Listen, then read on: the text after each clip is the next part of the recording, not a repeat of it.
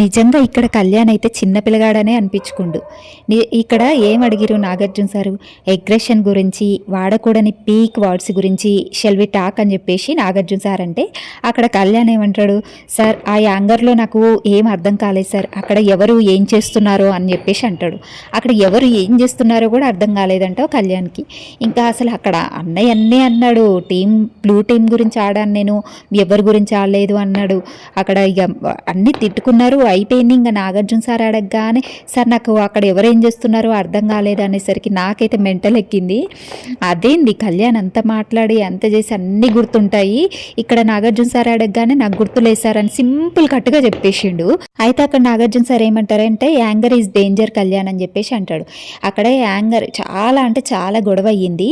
ఇక అది చాలా డేంజర్ అని అక్కడ కుర్చీ తన్నిండు కళ్యాణ్, అంతగానో మరచిండు చేసిండు. ఇక్కడ నాగార్జున సార్కి వచ్చేసరికి ఏమో, సార్ ఎవరేం చేస్తున్నారో తెలియదు అనేసరికి ఇక అసలు ఏం మాట్లాడాలో నాగార్జున సార్కి కూడా అర్థమైందో కాలేదు.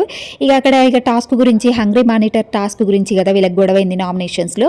ఇక దాని గురించి అడుగుతుంటే, సార్ మేము బ్లూ టీమ్ కోసమే ఆడదాం అనుకుంటే డెమన్ పవన్, రీతు, సుమన్ శెట్టి ఉండేసి ఓకే అన్నారు సార్, మేము బ్లూ టీమ్ కోసమే ఆడినామని చెప్పేసి కళ్యాణ్ చెప్పగానే అక్కడ మధ్యలో డెమన్ పవన్ అంటాడు, సార్ నేను ఓకే అనలేదు సార్ అని చెప్పేసి డెమన్ పవన్ అంటాడు. ఇక అక్కడ నాగార్జున సార్ అయితే కళ్యాణ్ ఫోటోని అయితే చించేసిరు. ఎందుకంటే ఆ రోజు కూర్చుని తన్నడము, అరవడము, అంటే అక్కడ చెప్పారు కదా నాగార్జున సార్ యాంగర్ ఈజ్ చాలా డేంజర్ అని చెప్పేసి. ఇక అదేవిధంగా ఫోటో చించుకుంటూ అనేసారు. అనేగానే అక్కడ బ్లూ టీం గురించి మాట్లాడుతుంటే డెమన్ పవన్, నేను ఓకే అనలేదు సార్ ఇట్లా టీం పరంగా ఆడదామంటే అంటే, ఇక అక్కడ ఏంటి పవన్ నువ్వెందుకు మధ్యలో వస్తున్నావు, నేను కళ్యాణ్తో మాట్లాడుతున్నా కదా అని చెప్పేసి నాగార్జున సార్ అంటారు. ఆయన పవన్ నువ్వు మాట్లాడవు కదా, నీ తరపున నీ లాయర్ ఉంది కదా మాట్లాడడానికి, నువ్వు ఎక్కడ మాట్లాడావయ్యా అని చెప్పేసి అనగానే, సార్ నేను మాట్లాడతాను సార్ అనేసి పవన్ అంటాడు. అసలు నిజంగా అక్కడ పవన్ నా మాట అనడం చాలా బాధ అనిపించింది. ఎందుకు అనంటే అక్కడ పవన్ మాట్లాడట్లేడు అని అంటే, అతను అవసరం ఉన్న దగ్గరే మాట్లాడతాడు పవన్, ఎక్కువగా టాస్క్లో మాత్రం చాలా అంటే చాలా బాగా ఆడతాడు, విరగదీస్తాడు అసలు.